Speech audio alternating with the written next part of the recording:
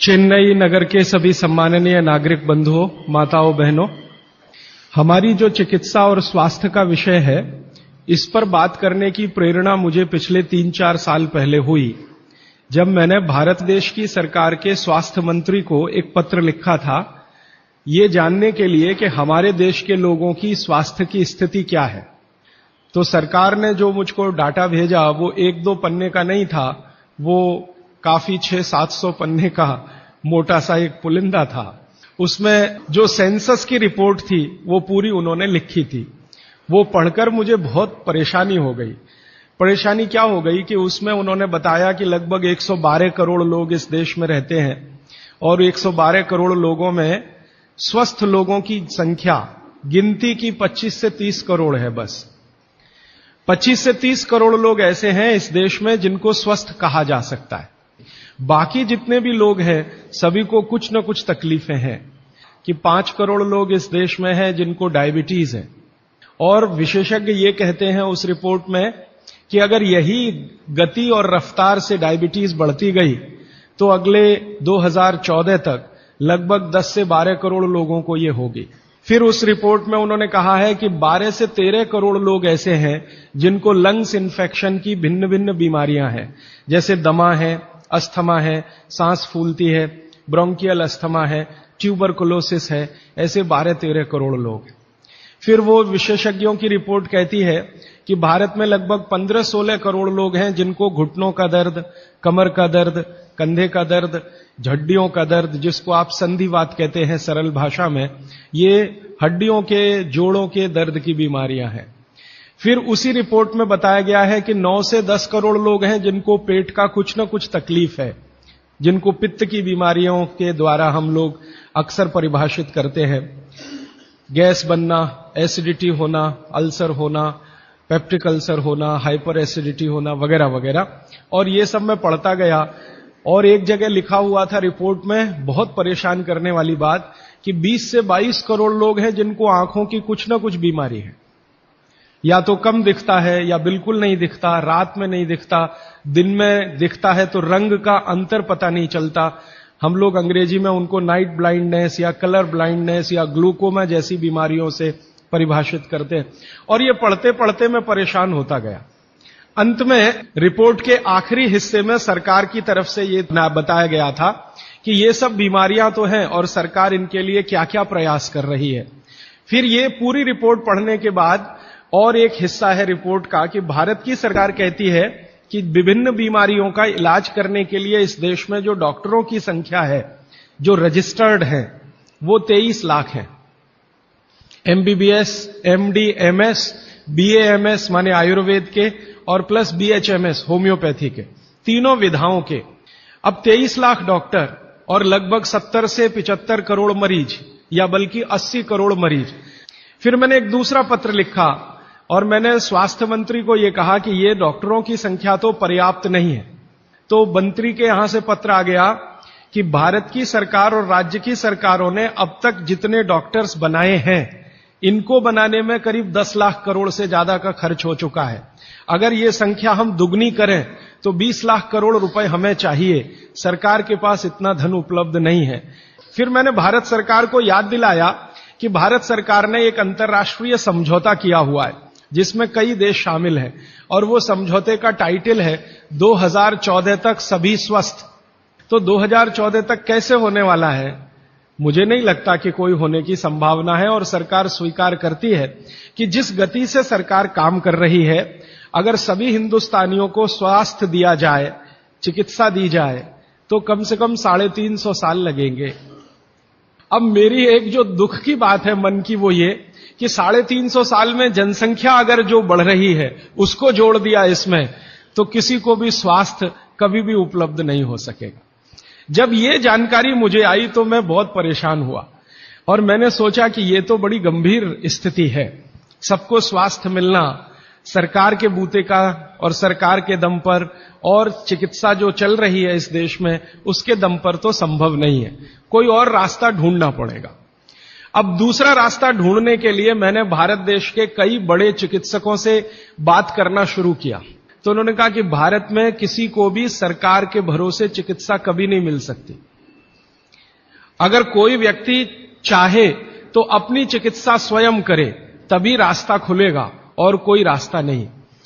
पिछले 60 वर्षों में आजादी के बाद आप सब जानते हैं, सरकार भी मानती है इस बात को कि जितना विकास हुआ है एलोपैथी चिकित्सा का, जितने डॉक्टर बढ़े हैं, जितनी दवाएं बढ़ी हैं, जितने हॉस्पिटल्स बढ़े हैं, जितनी सुविधाएं बढ़ी हैं, उतनी बीमारियां कई गुना गति से बढ़ गई। अब न हॉस्पिटल पर्याप्त हैं, न डॉक्टर पर्याप्त हैं। आप अक्सर आए दिन अखबारों में समाचार पढ़ते होंगे, टीवी पर देखते होंगे कि लोगों को बिना इलाज के मर जाना पड़ता है, बिना दवा के मर जाना पड़ता है, हॉस्पिटल के बाहर बेचारे पड़े रहते हैं और डॉक्टर कहते हैं कि उनके ऊपर काम का इतना बोझा है कि वो सभी पेशेंट को अटेंड नहीं कर सकते। ये दोनों तरफ की बातें समझने के बाद मुझे वैद्य हार्डीकर जी की बात समझ में आई कि सब लोग अपनी चिकित्सा करने लगे हैं तो रास्ता खुलता है सभी के स्वस्थ होने का। तो मैंने पूछा कि क्या यह संभव है कि हर आदमी अपनी चिकित्सा खुद कर ले, तो डॉक्टर की क्या जरूरत है? तो उन्होंने कहा है कि डॉक्टर क्या करता है, आपसे कुछ बातें पूछेगा, आपको भूख लगती है कि नहीं, प्यास लगती है कि नहीं, नींद आती है कि नहीं, खाना अच्छा लग रहा है कि नहीं, वगैरह वगैरह, और ये सब आप उसको बताएंगे।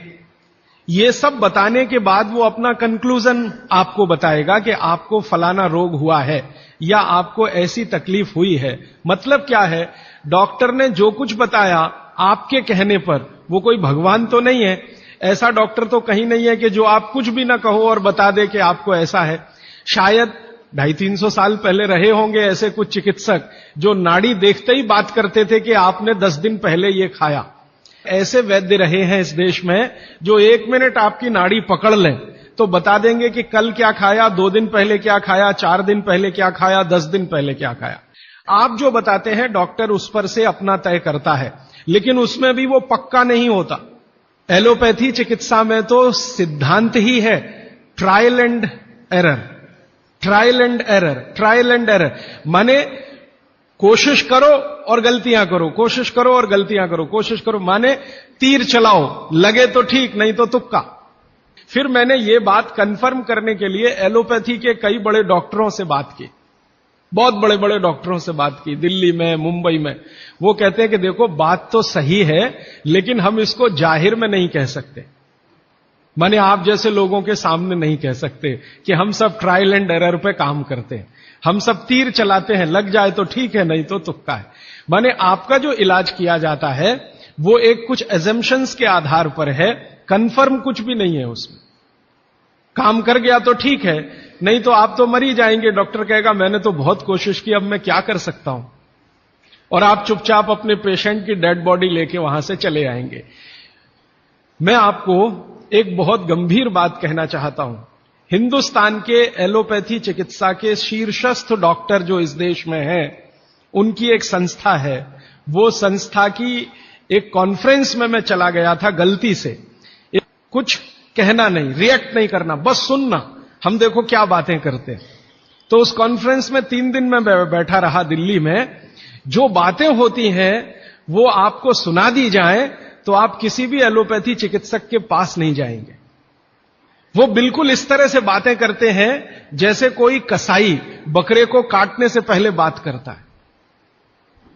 ऐसी स्थिति इस देश में आ गई है। फिर 3 दिन सुनने के बाद मैं परेशान हो गया, तो मैंने वो डॉक्टर से कहा मैं जाना चाहता हूं। उसने कहा अब तुम समझ गए हम लोग क्या हैं।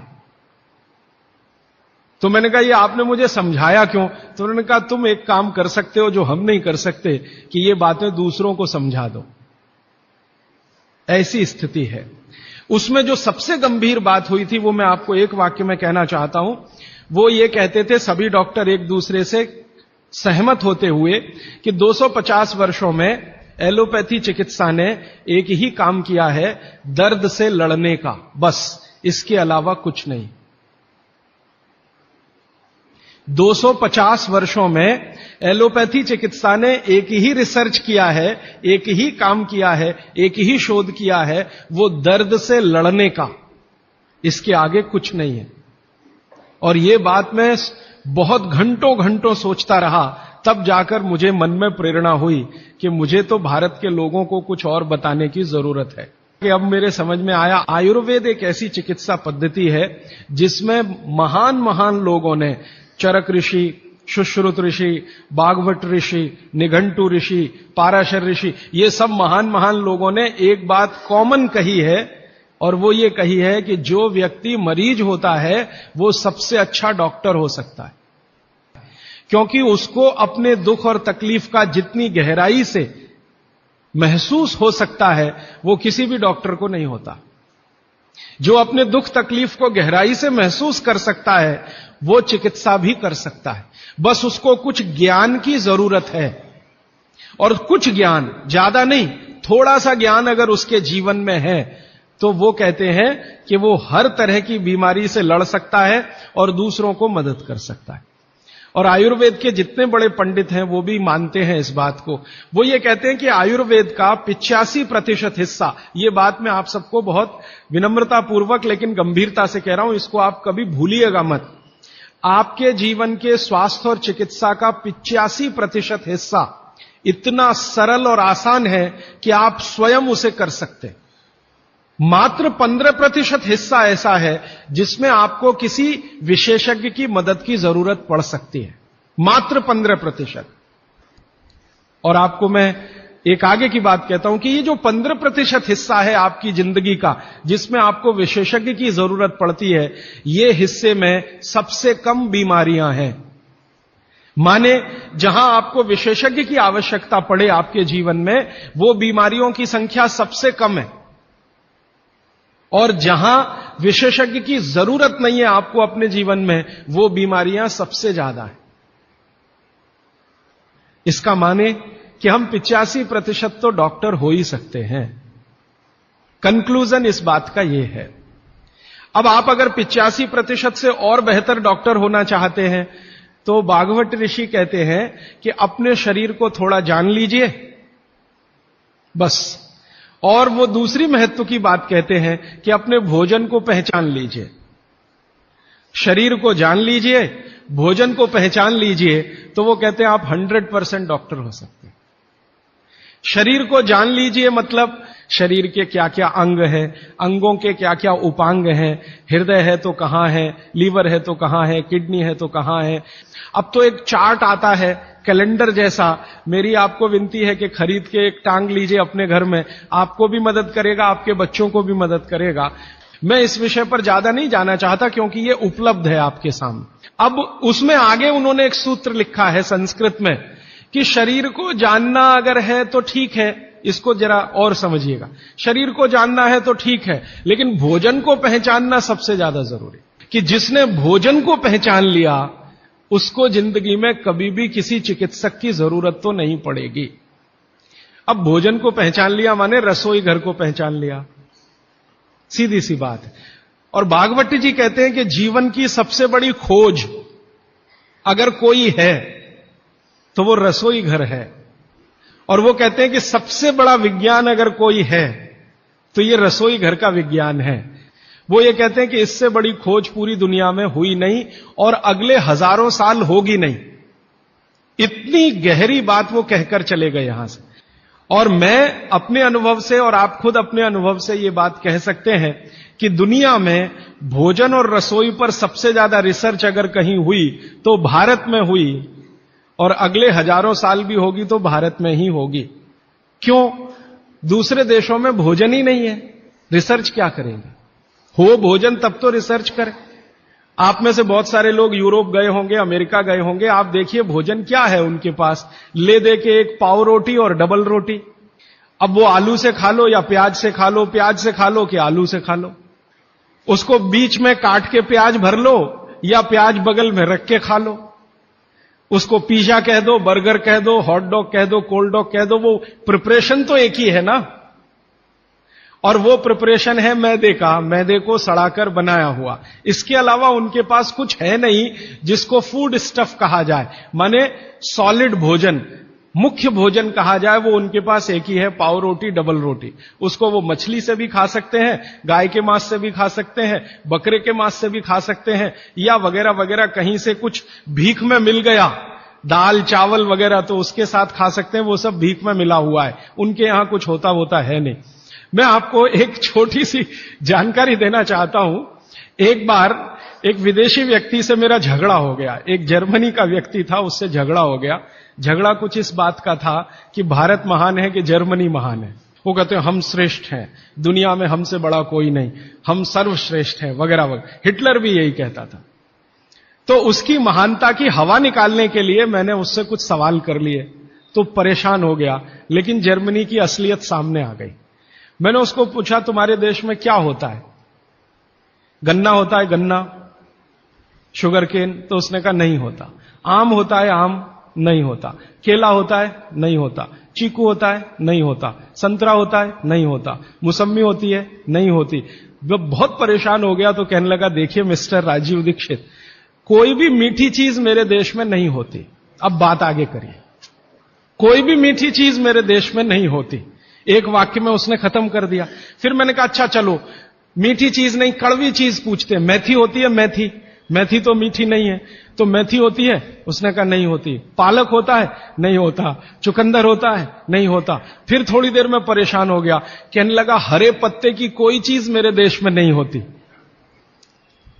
तो मैंने कहा फिर होता क्या है? तो उसने कहा दो ही चीजें हैं, एक तो आलू होता है और एक प्याज होती है। तो आलू को प्याज में मिला के खा लो या प्याज को आलू में मिला के खा लो, और कुछ नहीं होता। फिर मैंने उसको गिनाना शुरू किया कि देखो भारत में क्या क्या होता है, मीठी चीजों में क्या क्या होता है, खट्टी चीजों में क्या क्या होता है, तीखी चीजों में क्या क्या होता है, कसैली या कड़वी चीजें क्या क्या हैं। 6 रस है ना, षड रस की बात कही जाती है। 6 रस में मैंने गिनाना शुरू किया तो वो कहता है कि यार इसमें तो एक एनसाइक्लोपीडिया लिख जाएगा। मैंने कहा यस, भारत में इतना ही होता है। और मैंने उसको जब ये कहा कि ये हर गांव में होता है, तब तो वो बहुत परेशान हो गए। 7,32,000 गांव हैं, हर गांव में ये सब होता है।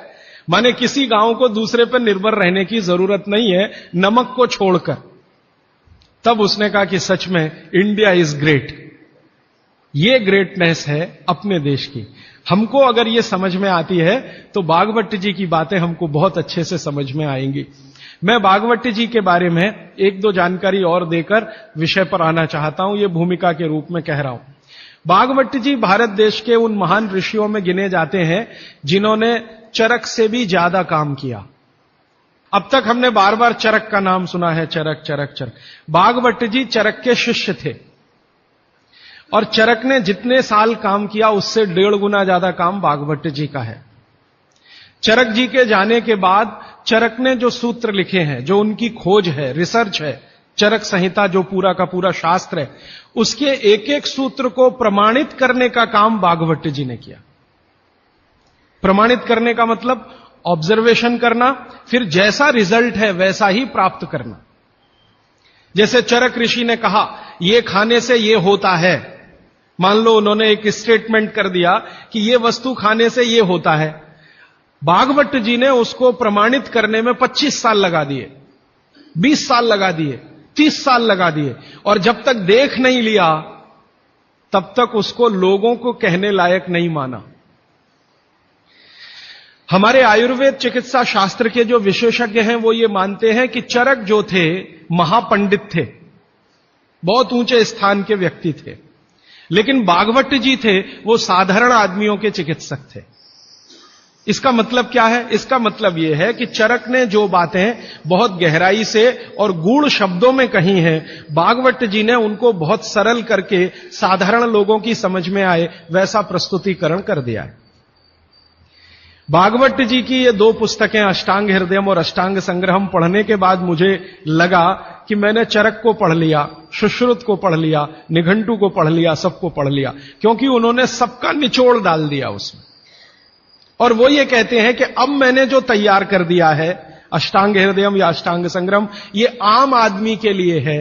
वो चाहे तो इसका पालन करे और अपने जीवन में मेरी तरह से सुखी और निरोगी रहे। भागवत जी 135 वर्ष तक जिंदा रहे और उनके शिष्य बताते हैं कि उन्होंने इच्छा मृत्यु को धारण किया। माने उनकी इच्छा हो गई थी कि अब बहुत दिन जिंदा रहने से कोई फायदा नहीं है, तो मृत्यु को वरण किया। ऐसे पंडित आदमी, इतनी कमांड अपने शरीर पर। और वो ये कहते हैं जब मृत्यु को जा रहे थे तो उनके शिष्य कह रहे थे कि परेशान हम हो जाएंगे, आप चले जाएंगे, उनका कोई परेशानी नहीं है। ये शरीर छोड़ूंगा, दूसरा धारण करूंगा। जैसे तुम शर्ट बदलते हो, मैं बदल लूंगा, लेकिन अब मुझे जाना चाहिए, इस शरीर का सीमा हो गया है। ऐसे व्यक्ति जिन्होंने मृत्यु को धारण किया अपनी इच्छा से, उन्होंने जो कुछ अपने जीवन में किया है वो 2 ही पुस्तकों में सारा समाहित है। तीसरी कोई पुस्तक उन्होंने लिखी नहीं, और वही दोनों पुस्तकों में कुल मिलाकर 7000 सूत्र हैं। 2 पुस्तकों में कुल मिलाकर 7000 सूत्र हैं। सभी सूत्र संस्कृत में हैं। वही सूत्र मैं पिछले कई वर्षों से पढ़ता रहा, और हमारा जो अभियान है जो पूरे देश में हम चलाते हैं स्वदेशी के लिए, उससे ये बहुत गहराई से जुड़ा है। क्योंकि हमारे अभियान में अब तक हम ये बात करते थे ना कि घर में पेप्सी कोला, कोका कोला मत लाओ क्योंकि विदेशी पेय है। फिर मैं ये भी कहता था ये पीने लायक नहीं है, टॉयलेट क्लीनर है। बहुत साल पहले मैं बोल के गया था चेन्नई में। अब सरकार ने भी मान लिया है कि टॉयलेट क्लीनर है, और वैज्ञानिकों ने सिद्ध कर दिया है कि टॉयलेट क्लीनर है। पेप्सी कोका कोला भारत से धन लूटकर अमेरिका ले जा रहा है। ऐसे एलोपैथी चिकित्सा की दवाएं बनाकर कंपनियां उससे भी ज्यादा लूट कर ले जा रहे। एक अमेरिकन कंपनी है, उसका नाम है प्रॉक्टर एंड गैम्बल। उसकी बैलेंस शीट मैंने देखी तो उनका मुनाफे का प्रतिशत 20,000 है। पेप्सी कोका कोला तो 1000% पे काम कर रहे हैं। एक अमेरिकन कंपनी है एली लिली, उनका प्रॉफिट परसेंटेज 35,000 है। तो ध्यान में आया कि विदेशी कंपनियां पेप्सी कोका कोला बेचकर जितना धन कमा रही हैं, उससे कई गुना ज्यादा एलोपैथी की दवाएं बेचकर कमा रही हैं। और उस धन को कमाने में भारत के चिकित्सक उनकी थोड़ी मदद कर रहे हैं, क्योंकि वो उन्हीं दवाओं का प्रिस्क्रिप्शन लिख रहे हैं जो ये कंपनियां बेच रही। मान लो एक चिकित्सक है, बहुत पैसे वाला है, प्रॉक्टर एंड गैम्बल की ही दवाएं लिखता है, और एक है वो एली लिली की ही लिखता है, एक है सेंडोज की ही लिखता है, एक सीबागाइगी की ही लिखता है। तो पता चला कि उनका कमीशन फिक्स है, माने कमीशन जो कंपनी ज्यादा देगी वो उसका प्रिस्क्रिप्शन लिखेंगे। इसका मतलब यह है कि उनको आपकी चिकित्सा से कोई लेना देना नहीं है, उनको अपने कमीशन की चिंता है। और वो कमीशन खाकर ऐसी दवाएं भी लिखेंगे आपको जो जरूरत नहीं है। 18-20 गोलियां लिखी हुई हैं, 4 सुबह 4 दोपहर 4 शाम 4 रात, गोलियां ऐसे खिलाते हैं जैसे सब्जियां खाएं हम। और वो तो कहते हैं कि सब्जी वब्जी खाओ ही मत, गोलियां ही खाते रहो। हाँ, विटामिन बी के लिए भी गोली खा लो, विटामिन सी के लिए भी गोली खा लो, विटामिन ए के लिए भी गोली खा लो, और गोली से भी ज्यादा इंजेक्शन लगवा लो। और अब तो उन्होंने पता नहीं क्या क्या सब बना दिया। माने जो प्रकृति हमें दे रही है उसके चक्कर में न फंस के ये गोलियों के चक्कर में फंसो, ताकि कंपनी का माल बिके, ताकि उनका भी कमीशन बढ़े। ये पूरे देश में चल रहा है, कहीं ज्यादा कहीं कम। मैं आपको विनम्रतापूर्वक ये कहने आया कि जिस चिकित्सक को भगवान मानकर आप उसके पास जाते हैं, पैसे भी देते हैं, फीस भी देते हैं, लेकिन वो दवा आपको देता है कमीशन के आधार पर कि ज्यादा कमीशन है तो ये दवा लिखनी है, नहीं तो नहीं लिखनी। और भारत की सरकार बिल्कुल भी फेल हो चुकी है इस कमीशन खोरी को रोकने में। और मेडिकल काउंसिल ऑफ इंडिया के पास ऐसा कोई कार्यक्रम नहीं है कि डॉक्टरों की कमीशन खोरी पर वो कंट्रोल कर सके। जो शपथ लेकर डॉक्टर निकल रहे हैं उसके ठीक उल्टे काम वो अपने जीवन में कर रहे हैं। वंदे मातरम।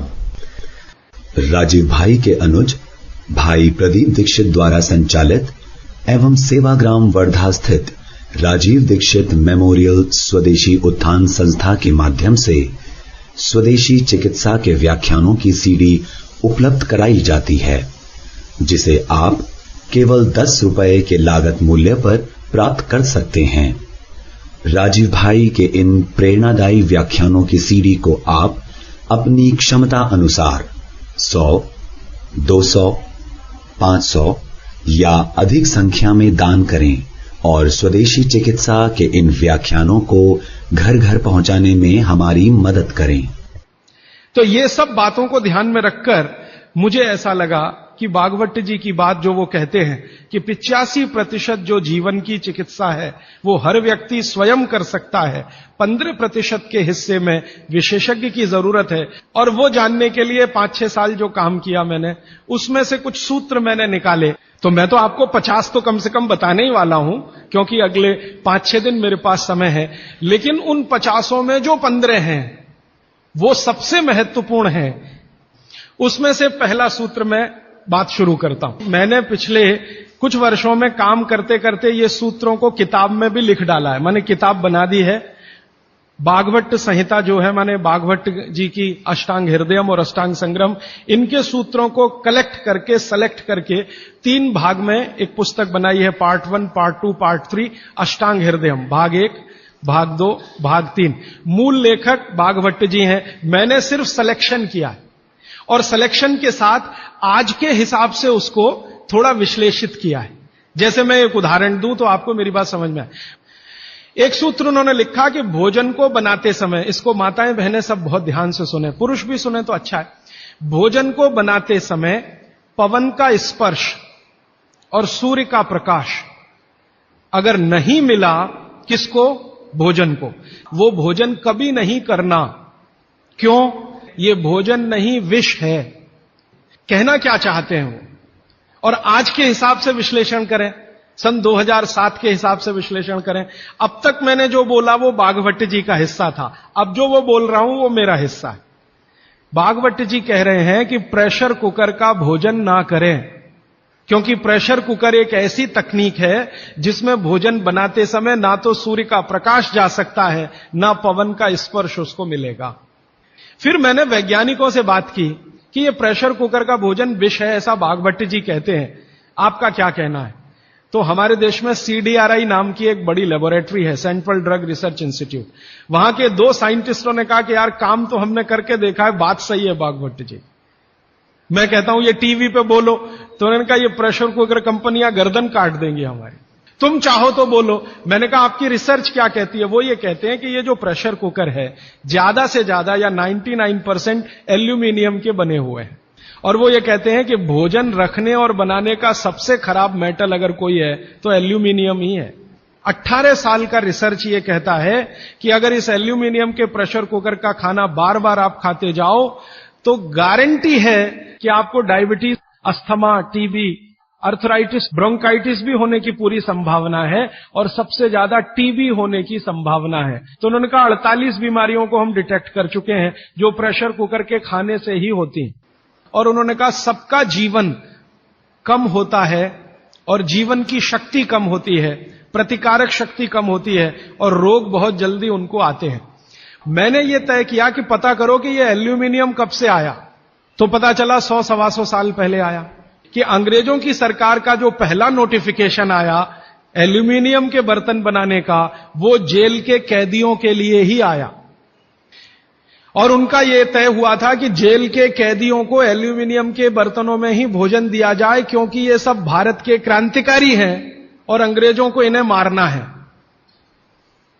उस जमाने में आप जानते हैं जेल में कोई भी होता था तो वो क्रांतिकारी होता था। भगत सिंह हो या उधम सिंह, चंद्रशेखर हो या अशफाक उल्ला, राजेंद्र नाथ लाहिड़ी हो या ठाकुर रोशन सिंह, ये सब तो क्रांतिकारी थे जो जेलों में जाया करते थे अंग्रेजों के जमाने। इनको जानबूझकर एल्यूमिनियम के बर्तन में ही खाना देना है ताकि ये जल्दी मरे या मरने की स्थिति में आ जाए। तो समझबूझकर अंग्रेजों की सरकार ने एल्यूमिनियम के बर्तन इस देश में इंट्रोड्यूस किए। अब परिणाम क्या हुआ? अंग्रेज तो चले गए, लेकिन जेलों में आज भी ये नियम चल रहा है कि भोजन एल्यूमिनियम के बर्तनों में ही दिया जाएगा। और अब मुश्किल ये हो गई है कि वो जेलों से हमारे घर में आ गया और हमारे घरों से ज्यादा गरीबों के घर में आ गया।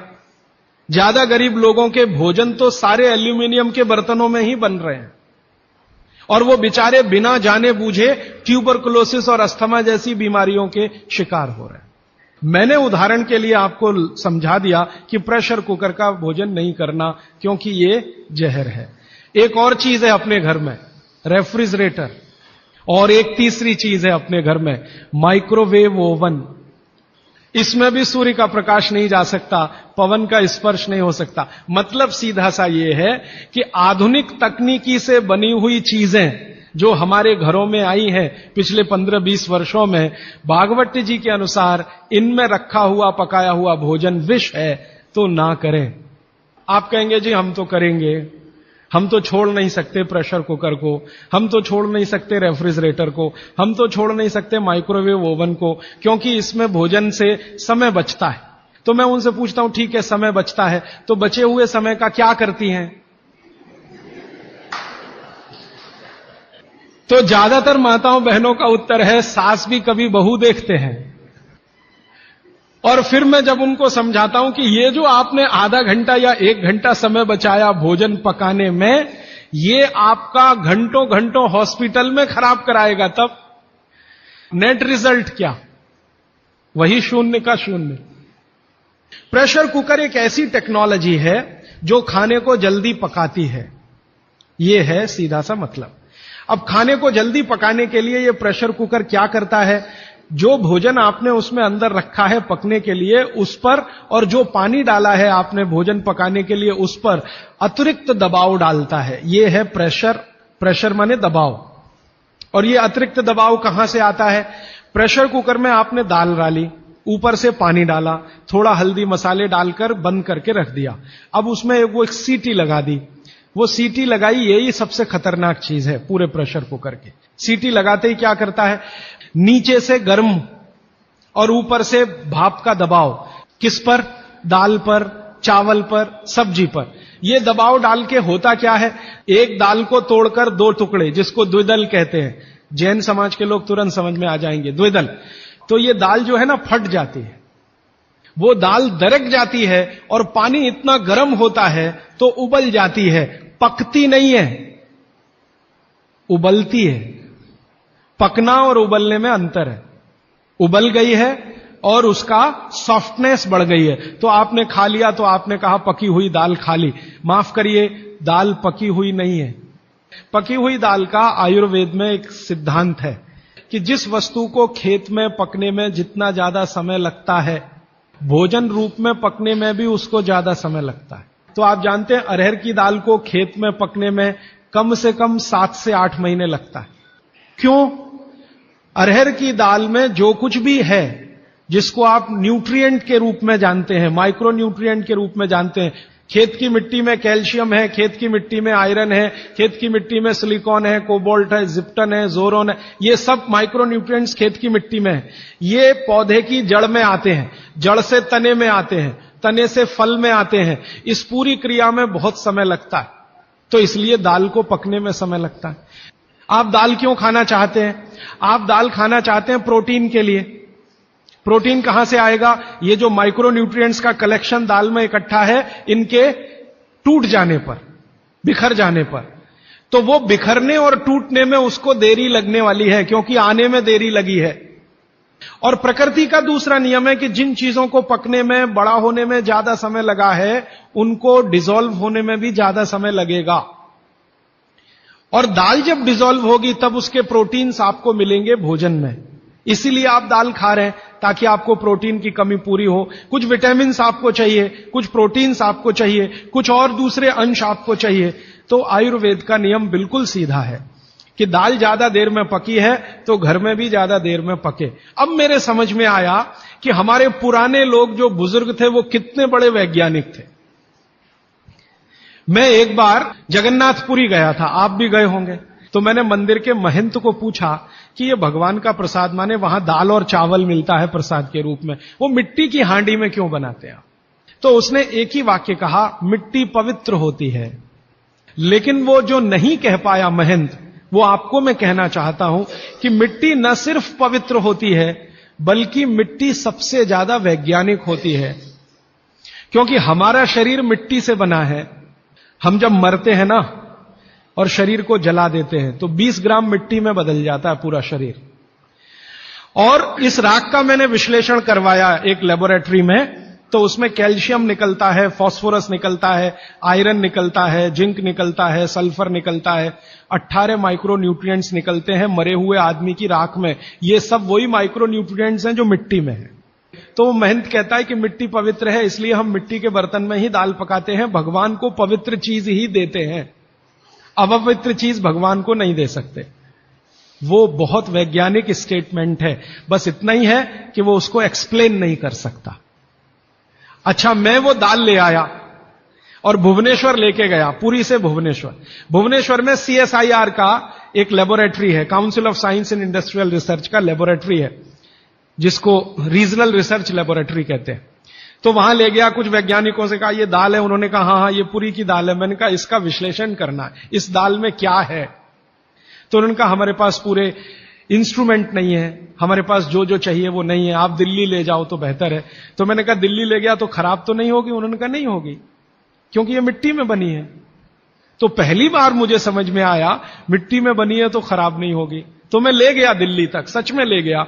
और भुवनेश्वर से दिल्ली पहुंचने में आप जानते हैं करीब करीब 36 घंटे से ज्यादा लगता है। दिल्ली में दिया, कुछ वैज्ञानिकों ने उस पर काम किया और उनका जो रिजल्ट है, जो रिसर्च है, जो रिपोर्ट है, वो ये है कि इस दाल में एक भी माइक्रो न्यूट्रिएंट कम नहीं हुआ पकाने के बाद भी।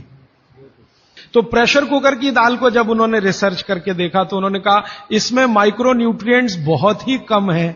मैं पूछा परसेंटेज वाइज बता दो, तो उन्होंने कहा अगर अरहर की दाल को मिट्टी की हांडी में पकाओ और 100% माइक्रो न्यूट्रिएंट्स हैं तो कुकर में पकाने में 13% ही बचते हैं, 87% नष्ट हो गए।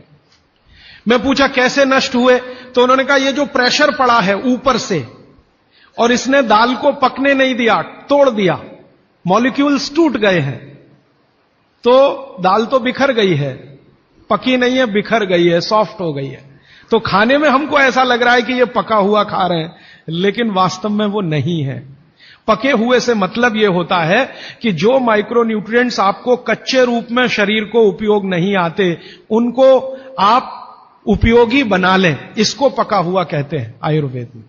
तो उन्होंने कहा कि यह मिट्टी की हांडी की दाल बहुत बहुत क्वालिटी में ऊंची है, बशर्ते कि आपके प्रेशर कुकर की। और दूसरी बात तो आप सभी जानते हैं, वो मुझे सिर्फ रिपीट करनी है कि मिट्टी की हांडी की बनाई हुई दाल को खा लीजिए तो जो उसका स्वाद है वो जिंदगी भर नहीं भूलेंगे आप। इसका मतलब क्या है, भारत में चिकित्सा का और शास्त्र पाक कला का ऐसा विज्ञान विकसित हुआ है जहां क्वालिटी भी मेंटेन रहेगी और स्वाद भी मेंटेन रहेगा।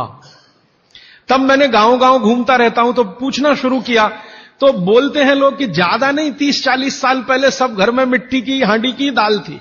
मेरी दादी को पूछा तो दादी कहती है कि हम तो जिंदगी भर मिट्टी की दाल ही खाते रहे।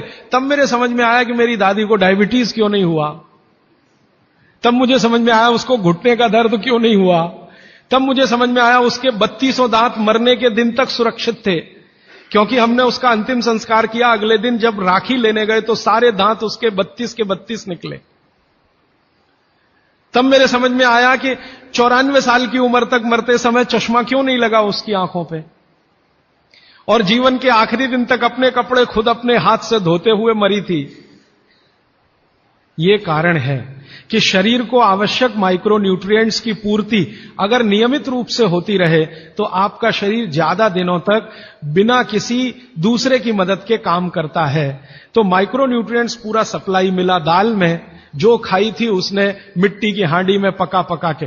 और न सिर्फ दाल पकाती थी वो मिट्टी की हांडी में, बल्कि दूध भी मिट्टी की हांडी में पकाती थी, घी भी मिट्टी की हांडी से ही निकालती थी, दही का मट्ठा भी मिट्टी की हांडी में ही बनता था। अब मेरे समझ में आया कि हजारों साल से मिट्टी के बर्तन क्यों इस देश में आए, हम भी एल्यूमिनियम बना सकते थे। हिंदुस्तान में बॉक्साइट के खजाने भरे पड़े हैं, कर्नाटक बहुत बड़ा भंडार, तमिलनाडु, आंध्र प्रदेश बॉक्साइट के बड़े भंडार हैं। हम भी बना सकते थे, अगर बॉक्साइट है तो एल्यूमिनियम बनाना कोई मुश्किल काम नहीं है, लेकिन हमने नहीं बनाया क्योंकि उसकी जरूरत नहीं थी। इसलिए कुम्हारों की एक पूरी की पूरी जमात इस देश में खड़ी की गई कि तुमको भैया मिट्टी के ही बर्तन बनाने हैं। माने तुमसे बड़ा वैज्ञानिक कौन? अब ये कुम्हार जो इतने बड़े वैज्ञानिक हैं इस देश के, जो मिट्टी के बर्तन बनाकर हजारों साल से दे रहे हैं हमारे स्वास्थ्य की रक्षा करने के लिए, हमने उनको नीची जाति बना दिया। हम कैसे मूर्ख लोग, ये ऊंचा नीचा हमने डाल दिया इस देश में, इसी ने देश का सत्यानाश कर दिया। अगर प्रेशर कुकर की कंपनी जो बना रही है प्रेशर कुकर वो ऊंचा आदमी है, तो ये कुम्हार नीचा कैसे हो गया? जो सबसे बड़ा वैज्ञानिक काम कर रहा है, मिट्टी के बर्तन बना बनाकर आपके माइक्रो न्यूट्रिएंट्स को, आपके सूक्ष्म पोषक तत्वों को कम नहीं होने देने के लिए मिट्टी का सिलेक्शन करता है। वो आपको मालूम है, हर एक मिट्टी से बर्तन नहीं बनते। एक खास तरह की मिट्टी है वही बर्तन बनाने में काम आती है, और एक खास तरह की मिट्टी है जो हांडी बनाती है, दूसरे खास तरह की मिट्टी में कुल्हड़ बनता है, तीसरे खास तरह की मिट्टी में कुछ और बनता है। ये मिट्टी को पहचानना कि इसमें कैल्शियम ज्यादा, इसमें मैग्नीशियम ज्यादा, इसलिए हांडी इससे बनाओ, और इसमें कैल्शियम मैग्नीशियम कम है इसलिए इसका कुल्हड़ बनाओ। ये तो बहुत बहुत बारीक और विज्ञान का काम है। ये सब कुम्हार कर रहे हैं, हजारों साल से कर रहे हैं, बिना किसी यूनिवर्सिटी में पढ़े हुए कर रहे हैं। तो हमें तो वंदन करना चाहिए, उनके सामने नतमस्तक होना चाहिए। कितने महान लोग हैं। दुर्भाग्य से सरकार की कैटेगरी में वो बैकवर्ड क्लास में आते हैं।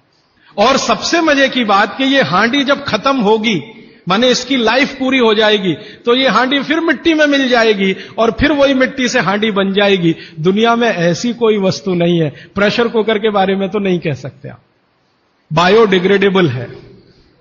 तो आप भी कर लीजिए ये काम, प्रेशर कुकर निकालिए, मिट्टी की हांडी ले आइए।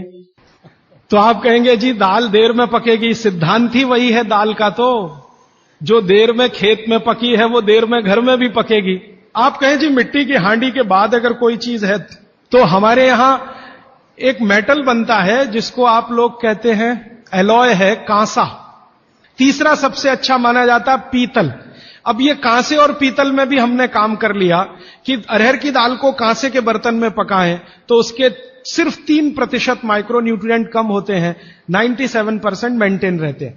पीतल के भगोने में पकाएं तो 7% कम होते हैं, 93% बचे रहते हैं। लेकिन प्रेशर कुकर में बनाएं तो सिर्फ 7% बचते हैं, बाकी खत्म होते हैं। अब आप तय कर लीजिए, आपको लाइफ में क्वालिटी चाहिए तो आपको मिट्टी की हांडी की तरफ ही जाना पड़ेगा। माने भारत की तरफ वापस लौटना पड़ेगा, इंडिया से। अभी हम हैं इंडिया में, जो बनाया अंग्रेजों ने या बना दिया अमरीकियों ने। इस इंडिया से निकल के भारत की यात्रा करनी पड़ेगी। और मैंने पिछले 1-2 वर्षों में ये बातें गांव गांव में कहना शुरू किया है, तो इसका परिणाम पता है क्या, कि कुम्हारों की इज्जत बढ़ गई है गांव में। और मैं मानता हूं कि मेरे व्याख्यान की अगर कोई सार्थकता है तो वो ये कि कुम्हारों की इज्जत इतनी बढ़ जाए कि वो पंडितों के बराबर आ जाएं, क्योंकि वो किसी से नीचे नहीं है, क्योंकि वो किसी से छोटे नहीं है। और मजे की बात कि वो हांडी बना के आपको 20-25 रुपए में ही दे रहे हैं। प्रेशर कुकर तो 250-300 रुपए का है। मैं होम्योपैथी की भी चिकित्सा करता हूं, तो बहुत सारे पेशेंट मुझे फोन करते हैं, राजीव भाई ये। तो मैंने कुछ पेशेंट को खास कर कहा कि देखो भैया, आपको मैं कोई दवा नहीं दूंगा। तो कहने लगे फिर बीमारी कैसे ठीक होगी। मैंने कहा एक ही काम करो, मिट्टी की दाल खाना शुरू करो, मिट्टी की हांडी में रखी हुई दाल खाना शुरू करो। चावल खाना है तो मिट्टी की हांडी का। कहने लगे राजीव भाई कौन करेगा ये सब। मैंने कहा आपकी बीवी करेगी या आप करोगे। अगर जिंदगी चाहिए तो झक मार के आप करोगे, नहीं तो अमेरिका जाओ, कनाडा जाओ, जर्मनी जाओ, लाखों रुपए खर्च करो, फिर भी झक मार के वापस आओ।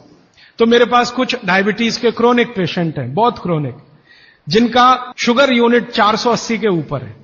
ऐसे 100 से ज्यादा पेशेंट, वो 8 से 9 महीना हो गया नियमित रूप से मिट्टी की दाल और मिट्टी का चावल, माने हांडी की दाल और हांडी का चावल, हांडी की खिचड़ी नियमित रूप से खा रहे हैं।